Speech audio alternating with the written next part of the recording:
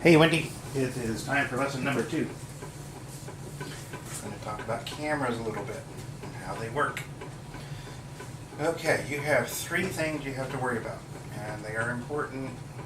There's only one of them that's really important for what you're going to be doing, but they all work together. They are the shutter speed, the aperture of the lens, and the film speed you're going to use. Okay, it's like a little triangle: film, aperture, and shutter. Basically, they all work together, but you can change them. But the rule is, if you change one, you have to change one of the others. Okay? So back in the day when you had film, and you're probably about my age and you remember film, Walmart always said, hey, the lower the number, the more light it needs. So outdoor film is great, like 100 speed. Okay? Oh, the more light you need, the more higher the number you need. So if you go inside, you need like 400 or 1600 speed film. What it is basically the light sensitivity of the film. So it's also basically the amount of, not really the physical amount, but a ratio of how much the silver halide crystals were in film. Basically, silver halide film crystals on film, when you expose silver halide to light, they change color. That's where you get the negative. So basically, it still works on your camera because you have 100 speed film, you have 200 speed, 300, 400, 500, 600, ISO. ISO means International Standard Organization. So basically, think of it this way. The smaller the number, the finer the picture was going to be. So if you're going to make big pictures, you're taking a little 35 millimeter negative, put it in larger, and you're going to make it amount to a huge picture, such as this one. Okay, this family picture I did a long time ago. If you blew it up on a 35 millimeter film, you would get a huge picture. What I used actually were larger negatives, so the film camera I used had negatives about this size, and I have cameras where my negative one sheet of film was this big. The bigger your film, the less you had to enlarge it. Okay, but think of the silver halide crystals. So if you wanted to get something huge, you would use a smaller number film, because the smaller the number, the finer the grain, like talcum powder. Okay, so your film's basically made out of little dots, like pixels. So basically, 100 speed films, fine talcum powder dots. Okay, it's very tiny dots. The higher the number you get, the bigger those dots get. So think of it like 100 speed would be talcum powder, 200 speed would be like extremely fine grain of sand, through 400 would be like small tiny little pebbles, 800 would be like rocks, 1600 would be like huge rocks, 3200 would be like boulders. So, okay, now, but the film speeds were always 100, 200, 400, 800, 800, 1600, 3200, and so on. There's some less than that, some more than that, but you really don't care. Okay? Now think of it this way. Each one of those numbers is twice as much or half as much as one next to it. So 100, 200 is twice as much as 100, 200, 400, 400 is twice as much as 200, 400, 800, 1600, 3200. Okay? Think of the distance between 100, 200, 200, 400, 400, and 800 as a unit. Okay? One unit. So the difference between 100 speed and 200 speed was 1 unit. Okay? Now, we got film speed, because basically it's just the little dots made up the film and how big and small they are. You can figure this out on your digital cameras. Like if you shoot 100 speed ISO, you can make a huge picture. You can blow it up. You won't see a lot of dots and not a lot of distortion. If you do like 3200, 6400, which is still twice as much, 6400, 128,000, yeah, that's twice as much as that. The bigger the number you're going to get, the more distorted your picture is going to get, more pixelated, because your dots are getting bigger. Okay. Now, the next thing you got to do is shutter speed. Okay. Shutter speed revolves about how fast you want to take a picture of something and how much it moves in your picture. So if you decide that you want to photograph, say, a ball, you set it at a slow shutter speed and you move it, it's going to be a blur. Okay, so if you have a really fast shutter speed, you can take it and you can freeze it in midair. Okay.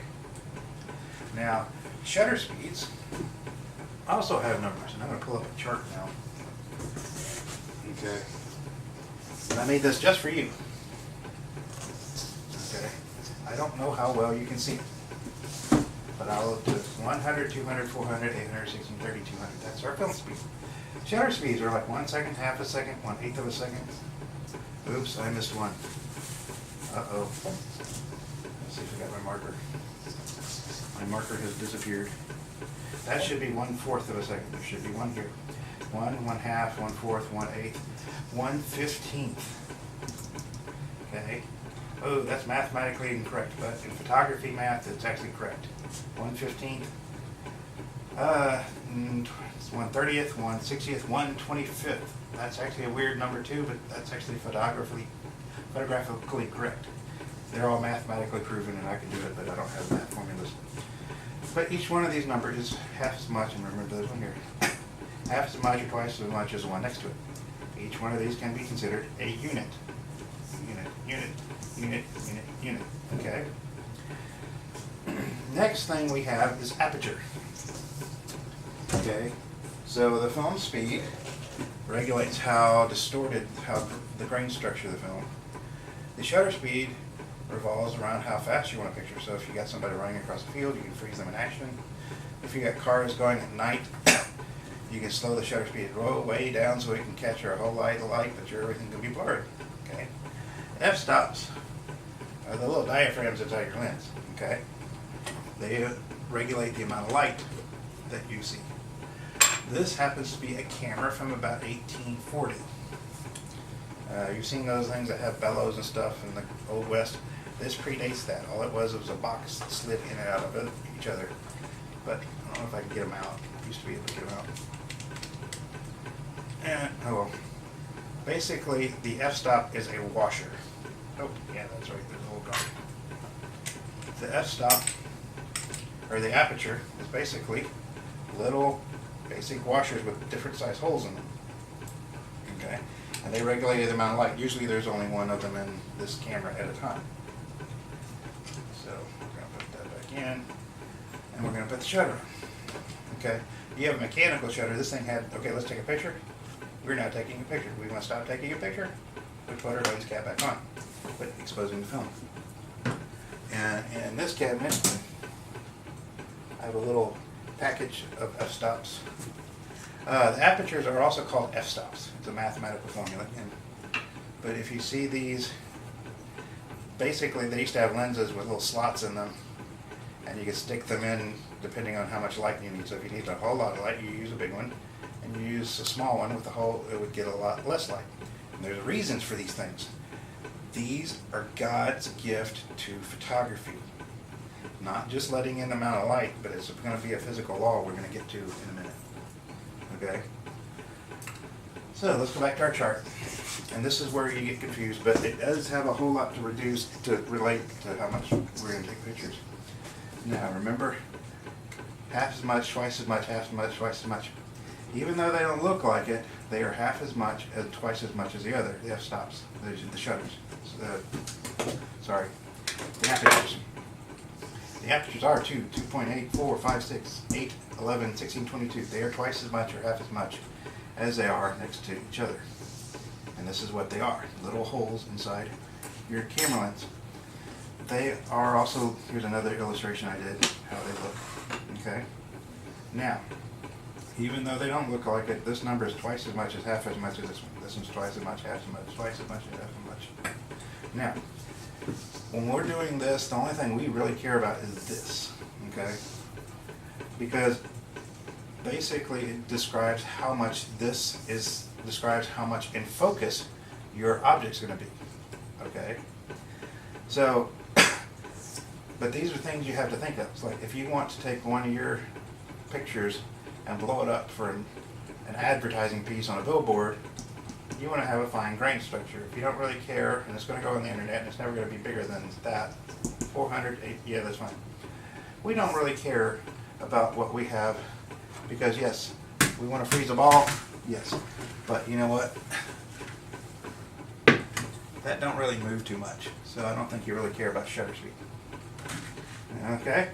But it's your aperture, also known as an f-stop, that relates how much it's focused, okay? Because God's gift to us is the different size apertures depends on how thick your focal plane is going to be, okay? When you, the camera, which is right over there, take a picture of something, you're only going to be focused on a sheet of glass that's microns thick. So if you say you focus on this edge from where you're standing, which is my camera, you're focused on there, everything in front of this and everything behind it is out of focus, okay? Trust me, it really is. Your eye just kind of fakes it. So if you take a picture of this using one of these apertures, it's going to be sharp right here, but everything in front of it and behind it's out of focus. Okay, God's little gift is the smaller the little hole, the thicker that sheet of glass gets. It's called depth of field. Okay? So, but here's where it gets weird, because if you want to take a picture of something and you're outdoors and it's a cloudy day, you're going to have a lot of light. So we're going to have a bigger aperture. We can open up our lens. Okay? Now the problem is you're going to have controls on your camera that I don't know about that will tell you how to change that. In the old days, we had numbers here, and to change an f-stop was basically,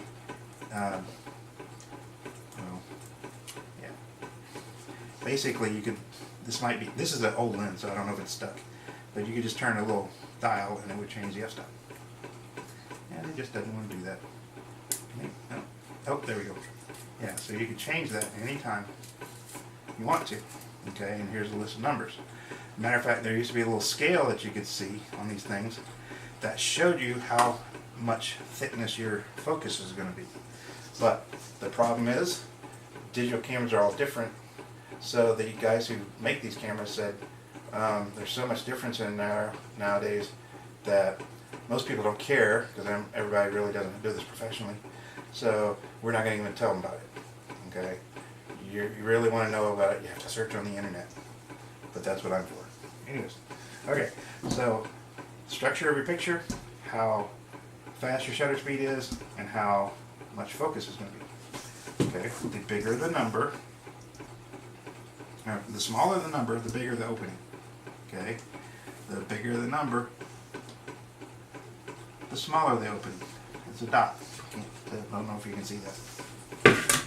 Dot. Bigger dot, bigger hole, bigger hole, smaller number. Now, this is where I always seem to be in La La Land when I'm talking to you, because when I take pictures, I have to remember this, and a whole bunch of other stuff all at once. You don't really have to. So, because we're going to always try to set your camera around an aperture of 8. And everything else is going to fall in place because you have automatic things and you don't really care about that stuff. Now, if you want to take pictures of your grandkids and your puppies and you want to make posters, then we start talking about it. But this is going to be f8, and then we're going to figure out what to set stuff at.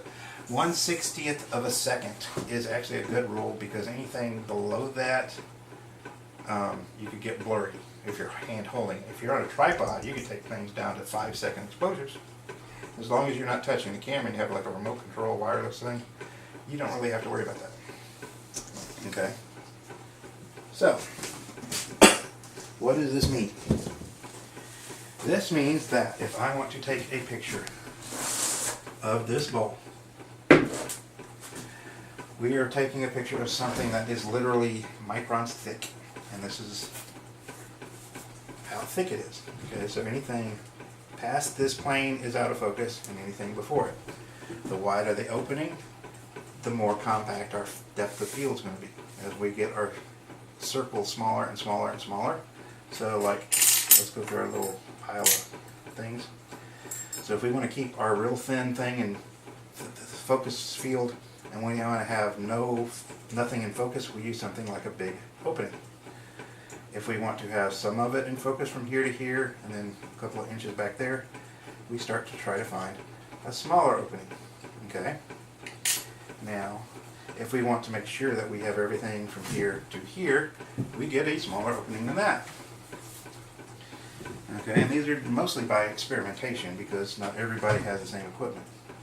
but f8, aperture 8, is what I pretty much always use in portrait photography, okay? Because it pretty much gives you enough focus, so if you're doing a group shot of people, then the bride and groom, which is mostly what I take a picture of, they're in focus, and the people behind them are in focus, and the people in front of them are in focus. So if you're doing a group shot, like ring bearers and flower girls in the front, bride and groom and their parents in the middle of the row, and then in the back is the grandparents and the old people that nobody really cares about.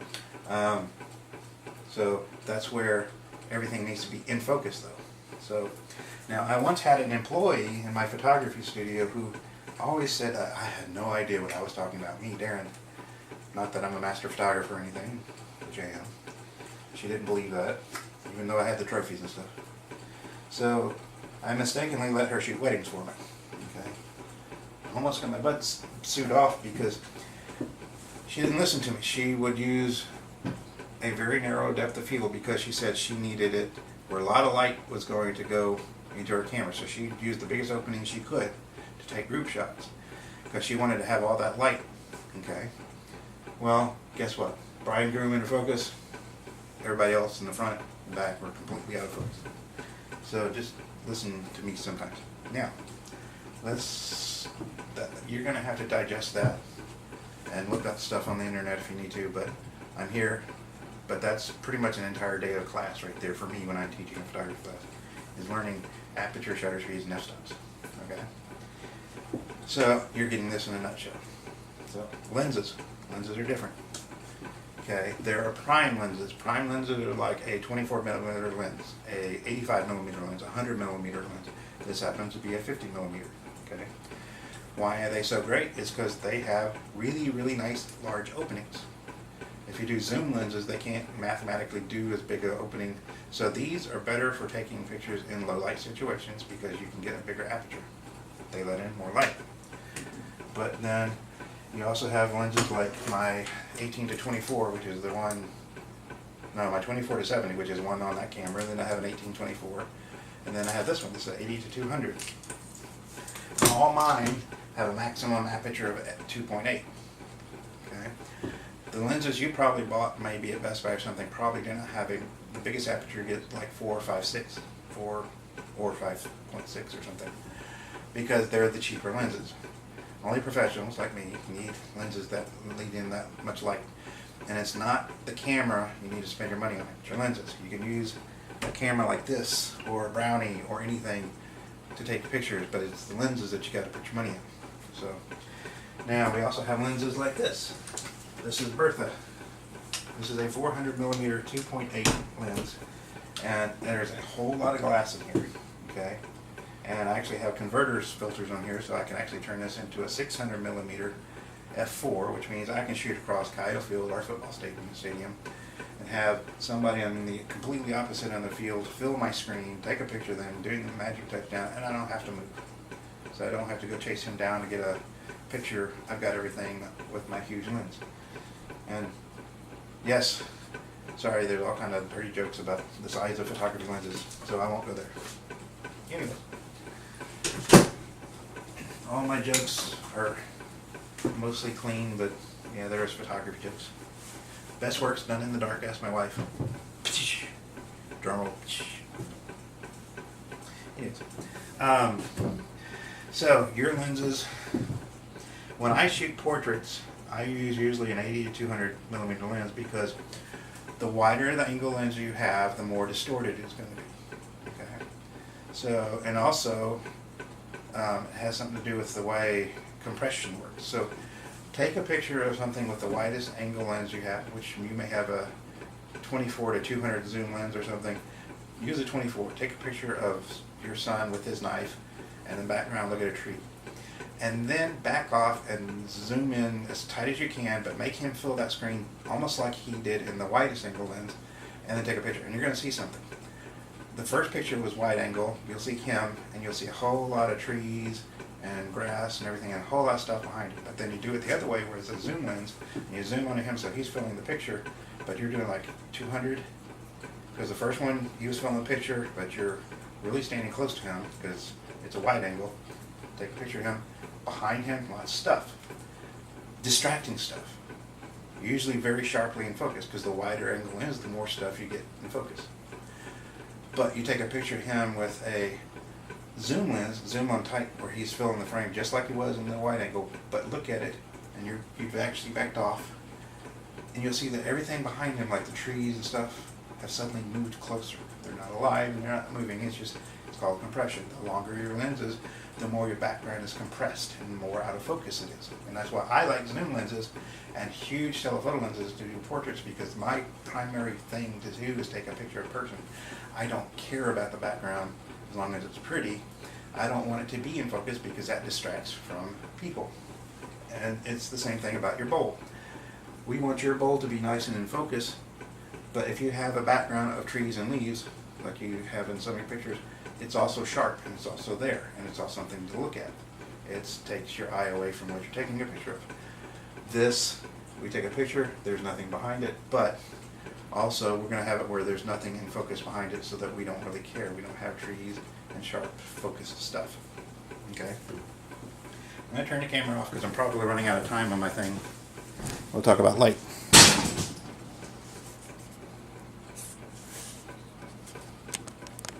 And I just hit my cabinet, so that was that noise. Turn that off.